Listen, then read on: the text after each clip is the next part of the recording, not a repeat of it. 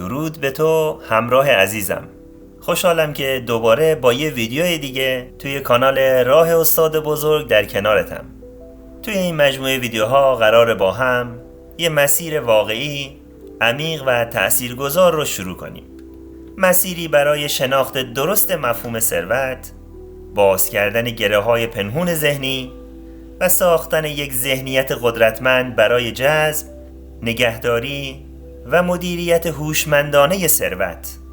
اینجا با یه دید علمی و بروز و تمرین‌هایی کاملا واقعی و قابل لمس جلو میریم. نکاتی کاربردی که میتونی از همون روز اول توی زندگیت اجراشون کنی. حالا دیگه وقتشه که باورهای محدود کننده‌ای که بی صدا توی ذهنمون جا خوش کردن رو شناسایی کنیم. ببینیم چطور شکل گرفتن، چطور جلوی رشد و آرامش مالیمون رو گرفتن و مهمتر این که چطور میتونیم اونها رو تشخیص بدیم، اصلاح کنیم و قدم به قدم یک ذهن ثروت ساز واقعی بسازیم. ذهنی که به جای استرس و ترس بهمون احساس آزادی، امنیت و قدرت انتخاب بده. ما توی این مسیر یاد میگیریم که چطور پول به جای اینکه دغدغه‌ای همیشگی باشه، به ابزاری برای رشد، پیشرفت و آرامش ذهنی تبدیل بشه.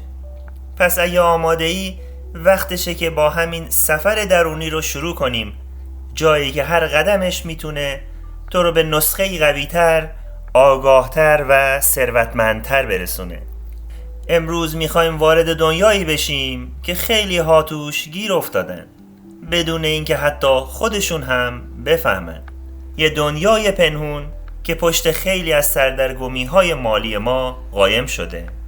همون لحظه هایی که نمیفهمی چرا یک تصمیم مالی بد گرفتیم با اینکه منطقی به نظر می اومد، یا با اینکه درآمدت بد نیست همیشه مضطربی و استرس داری، یا اون وقتایی که حس میکنی پولت به راحتی از دستت میره بدون اینکه حتی بفهمی کجا خرج شده.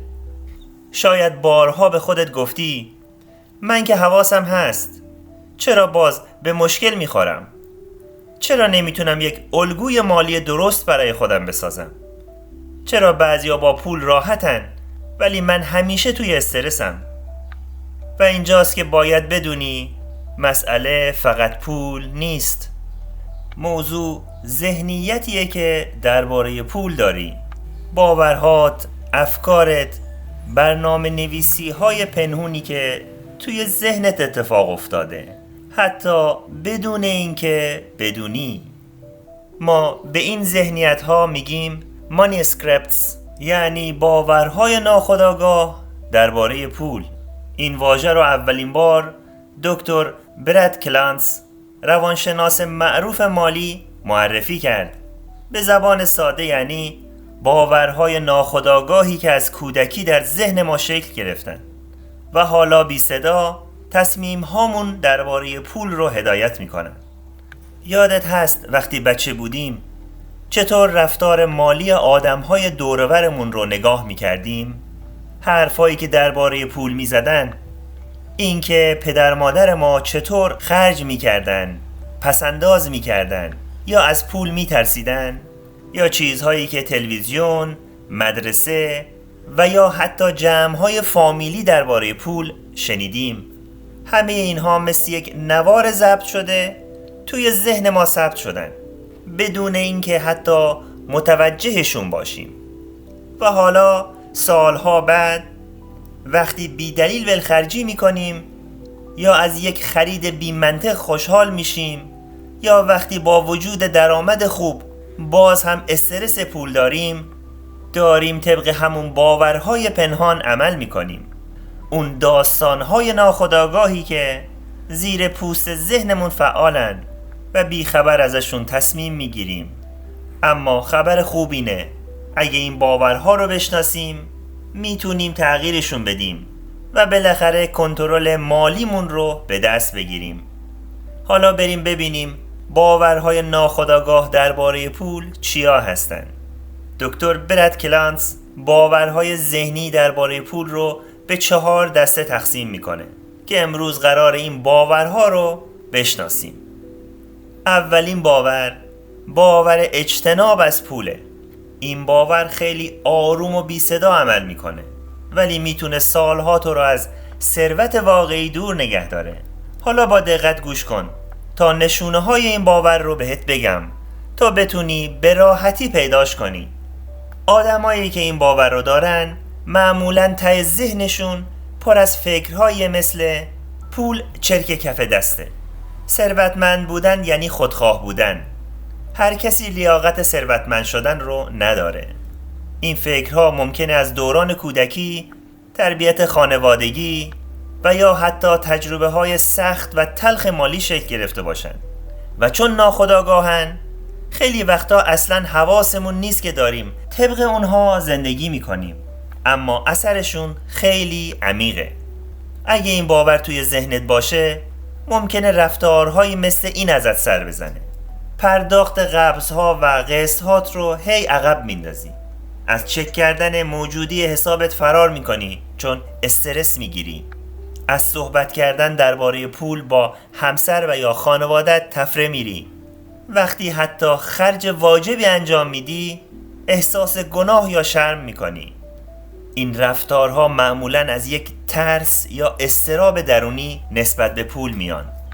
ذهنت به جای اینکه کمکت کنه با واقعیت مالی روبرو بشی، هلت میده به سمت فرار کردن، ولی این فرار فقط مشکلات رو جمع میکنه: بدهی، استرس، بی‌نظمی و در نهایت افت عزت نفس.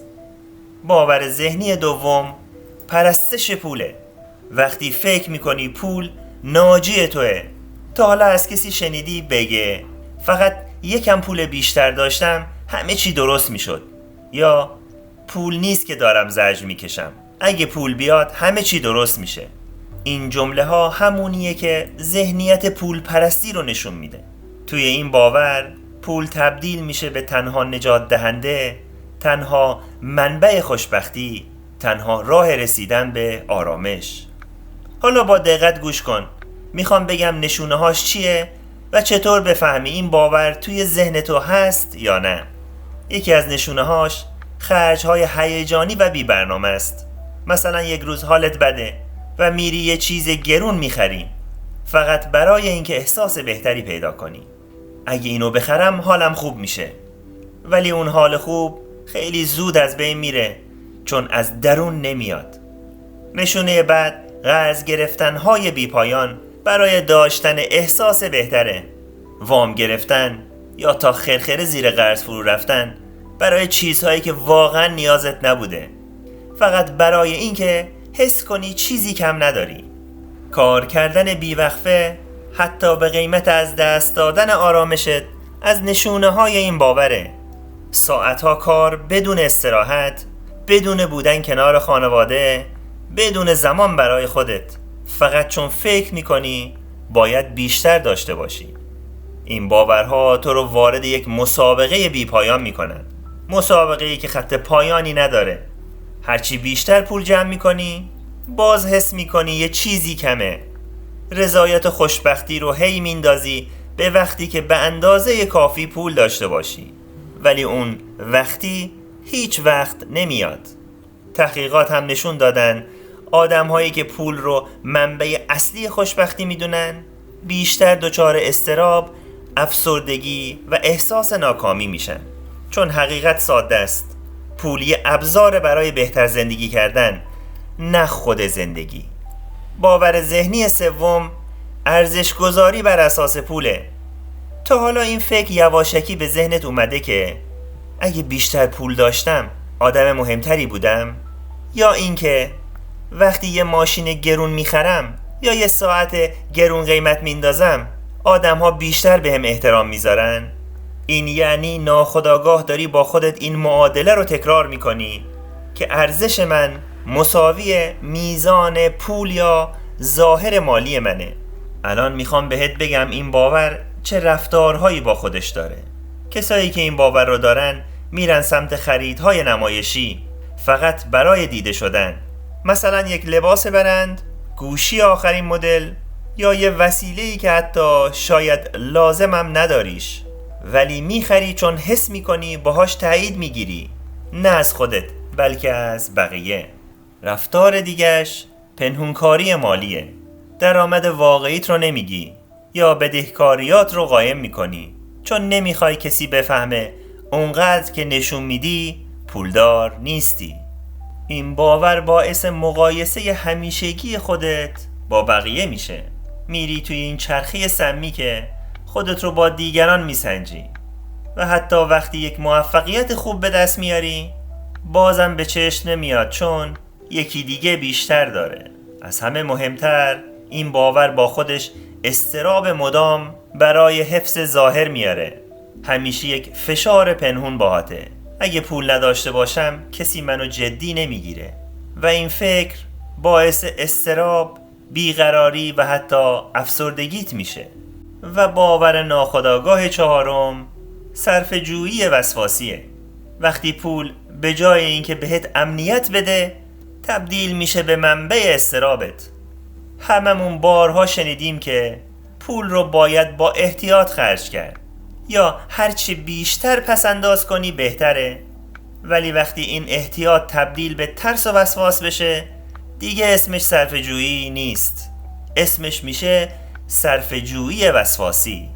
یعنی یه باور پنهون و ناخودآگاه توی ذهنته که میگه خرج کردن یعنی اشتباه کردن. حتی اگه پول دارم نباید راحت خرج کنم. تنها راه امنیت پسنداز کردن تا حد ممکن. این باورها معمولاً از دوران کودکی میان. شاید توی خونه بزرگ شدی که دائم بحث بیپولی بوده، یا پدر و مادری داشتی که همیشه نگران آینده بودن و میگفتن پول رو نگه دار شاید فردا اوضاع بدتر بشه.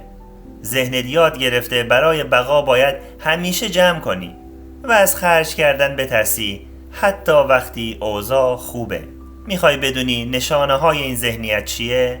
بله، نگرانی همیشگی درباره پول.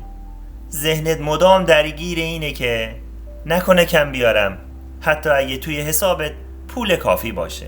وقتی این باور رو داری از خریدهای ضروری هم پرهیز میکنی. مثلا لباس کهنه رو همچنان میپوشی چون نمیخوای پول خرج کنی حتی اگه واقعا نیاز داری. با این باور همیشه در حال پسنداز بیش از حدی.